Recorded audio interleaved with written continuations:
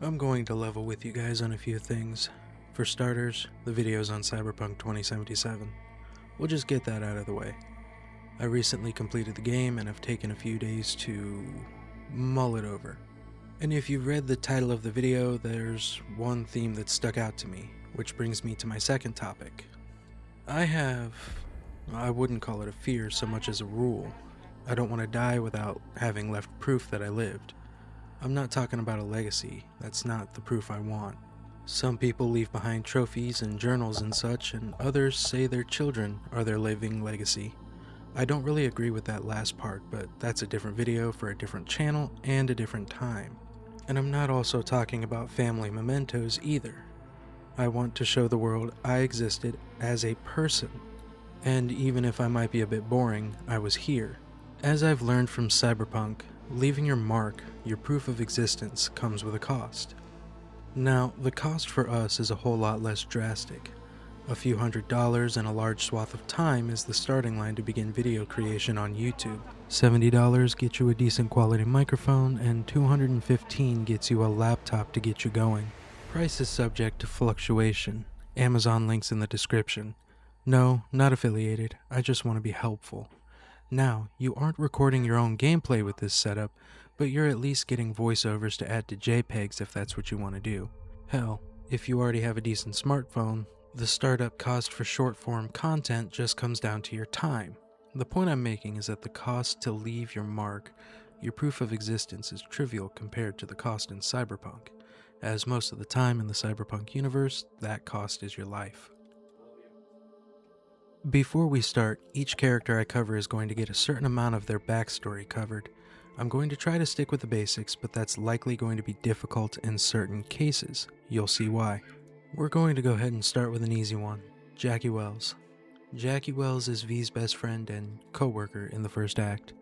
Now, in 2 of the 3 life paths, he doesn't start out that way, with him looking to fight you in the street kid path over a Caliburn you both were contracted to steal, and with Jackie admitting he was going to abscond with the iguana you both were smuggling just to sell it for himself in the Nomad life path.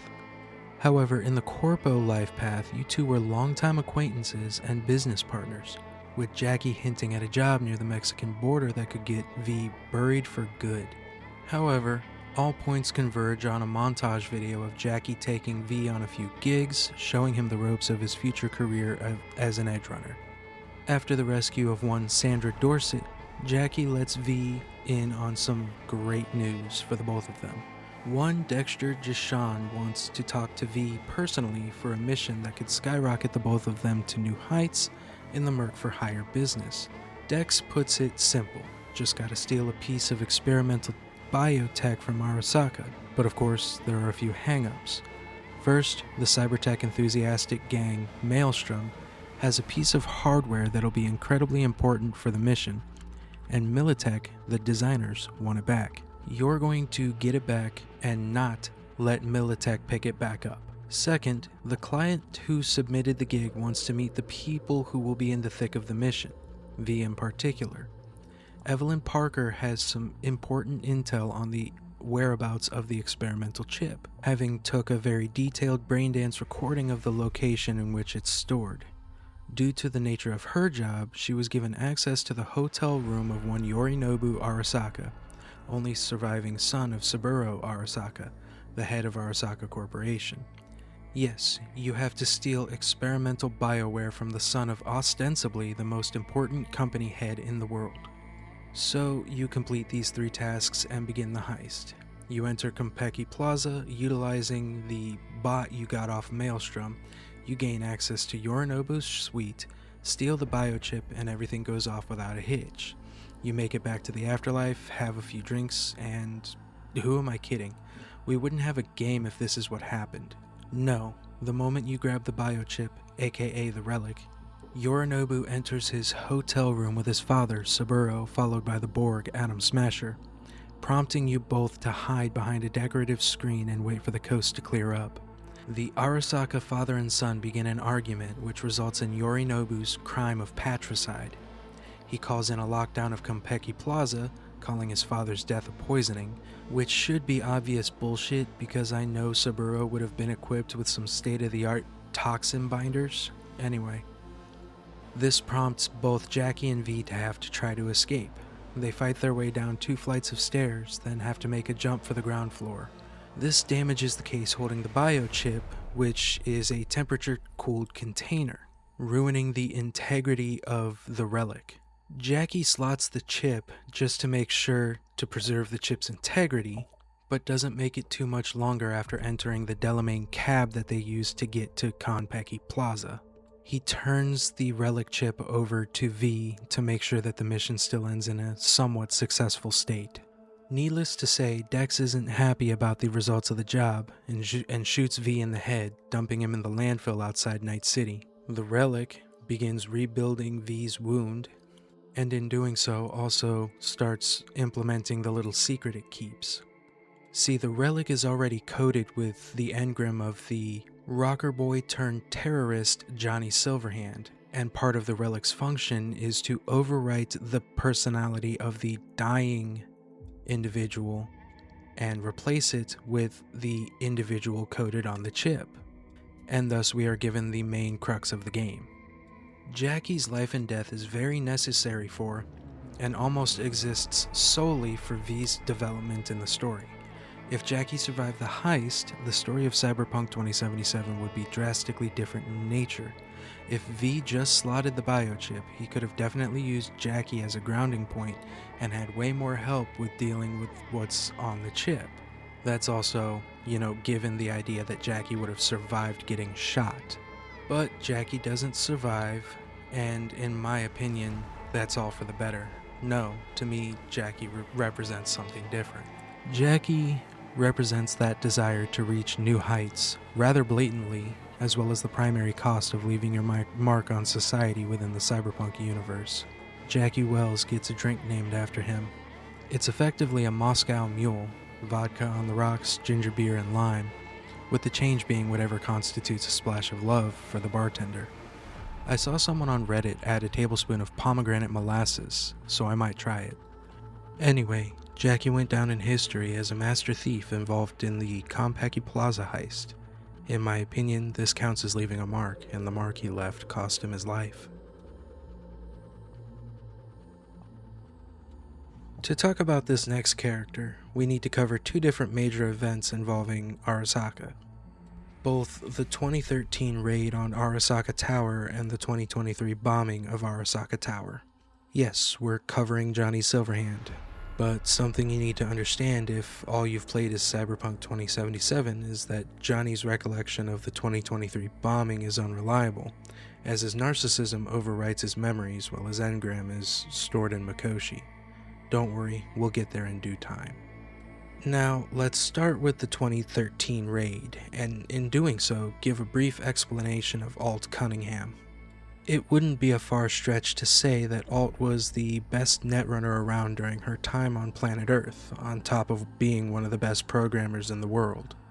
During her time in the mysterious corporation known only as ITS, she worked on a human AI transfer program which would lay the groundwork for a later project known as Soulkiller. Soulkiller would be developed fully in 2013 with just one hitch. It stopped just short of transferring the personality, instead keeping it imprisoned.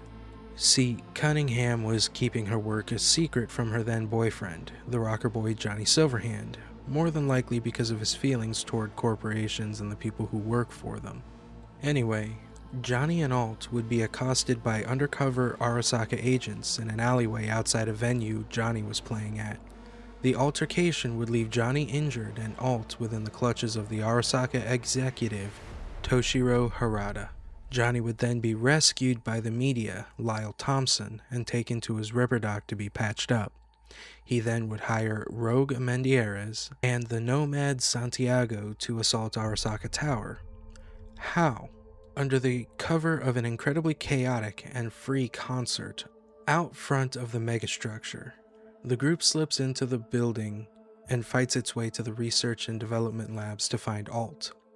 Turns out she's smack in the middle of a net run when Toshiro uses Soulkiller on Alt, severing the connection between her body and her soul. In the 2013 source guide, Alt has Toshiro hostage when Johnny busts through the door while she destroys Soul Killer. But Johnny doesn't know this. He shoots Toshiro and gathers up Alt's body while her soul screams at Johnny to stop. I was able to confirm those events in Welcome to Night City, Cyberpunk 2013, Cyberpunk 2020, and Cyberpunk Red, and in 2077 you play through the memory itself. As a side note, the story is titled Never Fade Away for those who want to read the events in their entirety. Anyway, this is an agreed upon piece of canon among the media, so even though Johnny might embellish a bit, we can accept the main points as fact. And also, I paraphrased the absolute hell out of that story, so please give it a read. This isn't exactly a lore video, it's more a gathering of my thoughts after playing Cyberpunk 2077. I would eventually like to do a lore video on just the events as a whole, all of them, but I will get to that in due time. Anyway, we move on to the 2023 bombing of Arasaka Tower, and that's where things get to be, well, we'll say muddy. Muddy at the very least. So this is the story as we find it in Cyberpunk Red. Johnny is contacted to be part of a team to take on Arasaka Tower, which he gladly accepts. He's picked up by Santiago, who takes him to his team consisting of a few familiar faces like Rogue, Lyle Thompson, and the aforementioned Santiago, but with the addition of the fully converted cyborg Shaitan and Netrunner Spider Murphy.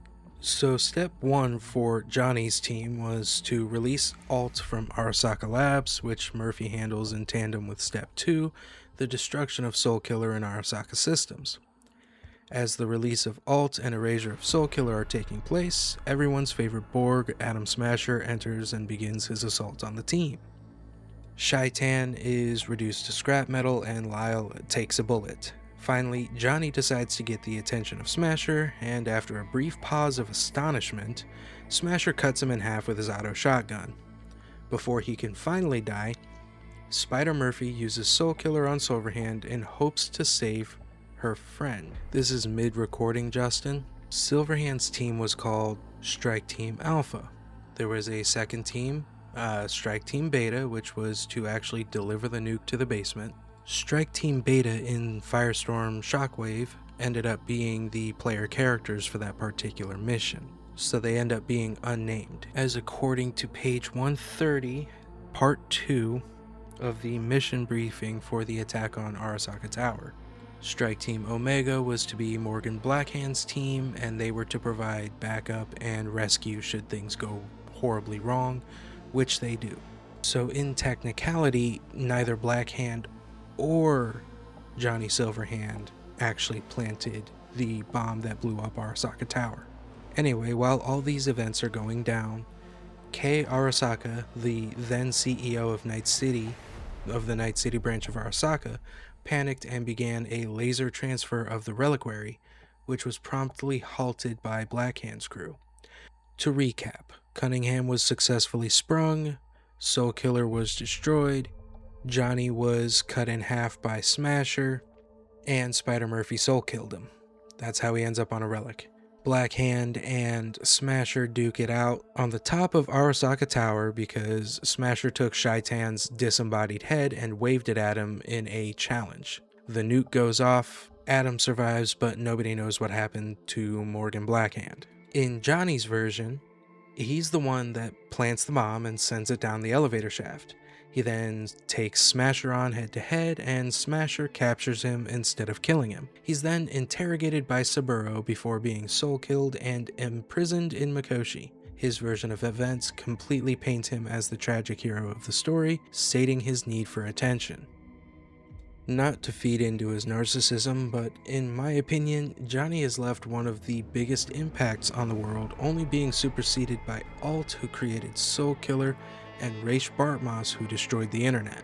He was in a moderately popular anti-corporation punk band and participated in 2 different assaults on Arasaka Tower, 3 depending on your choices as V in Cyberpunk 2077. It's safe to say that with his band in the first 2 assaults, He's more than left his mark, and with that mark, the cost associated was something largely worse than death, in my opinion. He spent the next 54 years in a digital prison and was forced to be an observer in the events of 2077. Somehow, I don't think having my name immortalized in history is worth the cost of eternity in a box of wires and circuitry. Johnny set out to make a mark, and he did so, with plenty of room to spare. There are several smaller characters that we could pick from, but I settled on the main character of 2077, who just goes by his first letter, V. I chose male V, so from here on out I will be referring to him by his given name, Vincent. Now, the character's motivations all depend entirely on which life path you chose in the beginning. I chose the street kid for the first time around, so we'll go with that. And as for endings, I only have the one under my belt for now, that being the sun ending. I can imagine that as a child growing up on this life path, Vincent grew up listening to the stories of great cyberpunks such as The Solo, Morgan Blackhand, the rocker boy turned terrorist Johnny Silverhand, and if your intelligence and net running... Okay, this is current recording Justin, and I have to apologize for the abrupt stop. I came across the greatest misspelling in my script ever. I misspelled net running. It is currently in my script as nut running with a U instead of an E. I am such a fucking child. Back to the video. And if your intelligence and net running numbers are high enough, Raish Bartmoss. Hearing these stories also likely helped influence his decision in becoming a Night City great alongside Jackie Wells, even knowing the cost. Nomad Vincent and Corpo Vincent also likely heard these stories, either told to them from other older nomads, or through other employees in Arasaka headquarters, but it wouldn't nearly provide the drive actually growing up with these stories would. And depending on the attitude that corporate Vincent would have, pre-assassination mission, he's likely to hate Silverhand with everything he's got. I mean, clearly he has no issues with shacking up with Arasaka business and edge runners down below. He befriends Jackie Wells, but even still, we would see where his loyalties lie, I guess, in the corpo route. Moving on. The thing is, past the point of actually starting the heist mission, I'm unsure of whether or not Vincent actually wanted to attempt to make it big and make a mark, or if he was just being pulled along by Jackie until he was stuck in the gutter with nowhere else to go but up. Either which way it goes, we don't truly know what Vincent actually wanted prior to the heist. To me, he looked quite content taking on the small jobs, and likely would have kept doing so if it weren't for Jackie netting the heist mission. As for the price he pays for leaving his mark on the world, technically unknown. In the sun ending, we are privy to Vincent's last mission, which sends him into space, to the Crystal Palace resort to steal some sort of information. Prior to takeoff, we see him speaking to a man with glowing blue eyes who hints at a solution to Vincent's drastically reduced lifespan. Vincent gets in the rocket and takes off. Our last little bit of time in this ending has us gearing up to board the Crystal Palace and hopping off the shuttle towards the monolithic space station. I guess spending the last bit of precious time he has on the planet searching for a way to extend his lifespan is payment enough for what he had to go through. And there you guys have it. Those are the examples that I could provide for the proof of the cost of leaving your mark on Night City, of, people remembering your name. That game, I'll tell you what, that game has, that first ending is completely stuck with me upon completion. I still don't have words for what exactly I feel after playing through that first ending. I do plan on getting all of the endings, even the one where you just completely neglect all the other ones. I mean, I still have 2 tarot cards I have to collect, and collecting those tarot cards, you have to get the shittiest endings in the game. Past this point, I do believe I'm going to start recording lore videos on top of the gameplay videos that Gameplay videos? tutorial videos on how to play the games. Sorry, I'm kind of recording this conclusion freehand. But anyway, like I said, I've got scripts for, so far, just Johnny Silverhand. I wanted to start with Raish Bartmoss, but I lost that script and I don't want to have to rewrite that from scratch for the moment. So I'm doing other historical events in Night City. And lastly, this is, current editing Justin. I'm going to apologize for the quality of the video. I am still sorting out what works the best with OBS running and what doesn't, and what settings I need to run to get optimal frame rates for recording. So there's that project as well. And finally, I do believe finally, this is my first ever video essay, just period in general. I've put out reviews in the past on other channels. I've talked at length about anime. I've never actually put out an actual video essay, so I hope you guys enjoyed it. And if you did, please go ahead and click the thumbs up and maybe subscribe, and click the notification bell if you want to see more content and get updated on when I update.